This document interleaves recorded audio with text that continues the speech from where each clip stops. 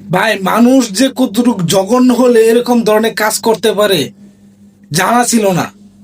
গাজীপুর মালেকের বাড়ির পশ্চিম পাশে যে রুটটা আছে, তালতলা আশরাফ মার্কেট নামে পরিচিত রুটটা, সেই রুটটা থেকে গতকালকে একটা অটোওয়ালা ড্রাইভারকে কিছু সন্ত্রাসী ধরে তাকে গলায় জবাই করে ফেলে রেখে গেছে। তারপরে স্থানীয়বাসী যারা আছে তারা এই লাশটা দেখার পর পুলিশ প্রশাসনের ফোন দিছে, ফোন দেওয়ার পরে আসছে, এটা তদন্ত করতেছে। মানুষ কতটুক খারাপ হলে এইসব ধরনের কাজ করতে পারে দেখুন। মানুষ এখনকার যুগে মানুষ মানুষ নয়, অমানুষ হয়ে গেছে ভাই। কিছু টাকার জন্য, সামান্য একটা অটোর জন্য এই বাইটির জীবনটা কি নিয়ে নিল দেখুন। এই বাইটির জীবনটা যে নিয়ে নিছে, এই বাইটি যে মারা গেছে, এই বাইটির ফ্যামিলি আছে, আত্মীয় স্বজন আছে, ছেলে আছে, বউ বাচ্চা আছে, এই দায়ভার কে নিবে দেখেন।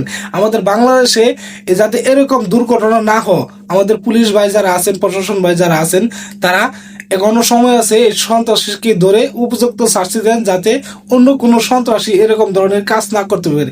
ভিডিওটা সবাই দ্রুত গতিতে শেয়ার করে দেবেন, অন্যরা ভিডিওটা দেখতে পারে।